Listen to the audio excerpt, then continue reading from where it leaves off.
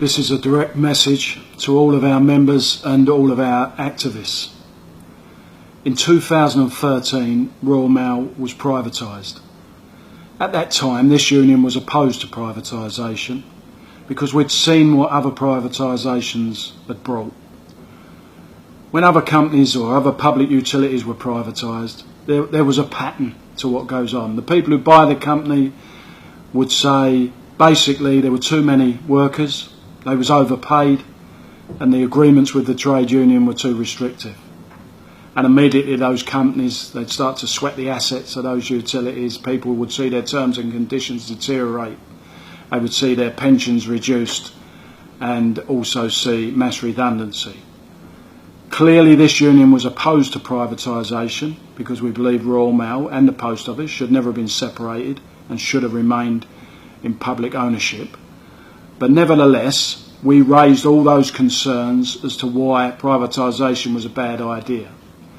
The current leadership of Royal Mail that were in place at that time went out of their way to assure us and you, everybody, that the only way to protect your standard of living, your employment and your pension security was for the company to be privatised, so that they would have access to private capital and this business could grow and outcompete the competition and ensure that not only was this great public service of Royal Mail protected and the USO, but also all the benefits that you enjoy. Here we are, just over 36 months later, and we are now seeing this company start the process of breaking all of those promises. Promises that weren't just made verbally, but promises that are contained in a legally binding agreement. It's called the Growth and Stability Agreement. You voted on it, and rightly so. That legally binding agreement said that this company wouldn't be broken up, that there wouldn't be the introduction of two-tier workforce, 0-hour contracts, pensions would be protected. Now Royal Mail are suggesting that the situation is such that they want to break that agreement.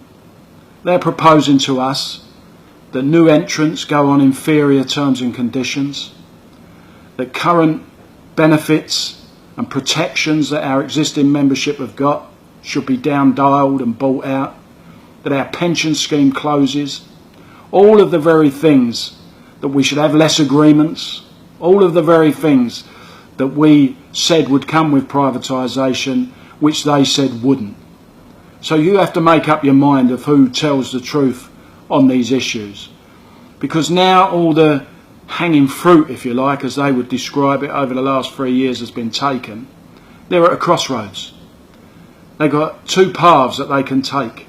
They can take the hard path, which is the one consistent with the agreement we made, which is to grow this company to success, grow revenues by diversification, investment driven by outside private capital, which we're not seeing any being introduced and spent in this industry, protecting the industry, protecting your jobs, protecting your terms and conditions and your pensions. Or they can take the easy path, which is the convention and wisdom of privatisation. Start attacking the workforce. Don't maximise your profits and give shareholder return through growth, but manage decline and then enable you to maintain and increase year on year what you give to shareholders by turning your sights on the people who work in this industry. The union's position is clear. We've taken our argument to the employer with the 4 pillars of security. We always suspected it would draw out their true intentions, and it absolutely has. And if you needed any more proof of that, then you got it in this document that was published by the business, which personally I believe is negative, defeatist and insulting to you. Because by and large the message through it is you should think yourself lucky you've got what you've got. And actually, as long as they don't implement the terms of Hermes or Yodel or these other companies that they've referenced, you should just be grateful for what you've got. You shouldn't moan. You should just suck it up that you're not going to have a decent pension scheme. You should just suck it up that some of our people who've got protected terms and conditions are going to lose them.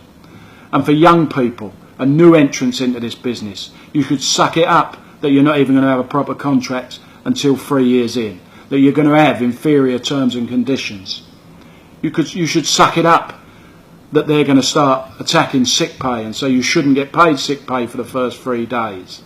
All of these issues that are taking us closer to the type of employment models which are now the subject of huge debate and political debate because of the election, with all the parties claiming they're the friends of workers, and that these terms and conditions of these disruptor companies like Hermes and Yodel are unacceptable. What the business wants to do is take you towards those terms and conditions, take us backwards, but as long as they're always slightly better, then they're a decent employer. This is our window of opportunity. This is our one and only chance to stand up to the employer and back this trade union on our 4 pillars of security. We have raised progressive issues. We are saying the business should grow.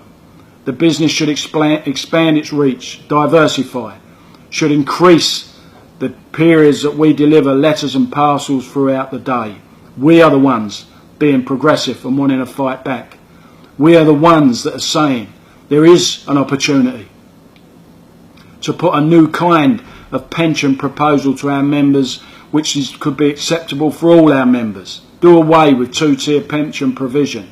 The younger members and the people that have joined latterly or since 2008 that are stuck in a DC scheme, which quite frankly will not give them a wage or dignity in retirement. We've got an opportunity to secure decent pension provision, affordable pension provision for everybody, and we're making a stand for that. We're being progressive in respect of the world of digital, the new automation, drones, driverless trucks that are coming towards us, which will take out jobs.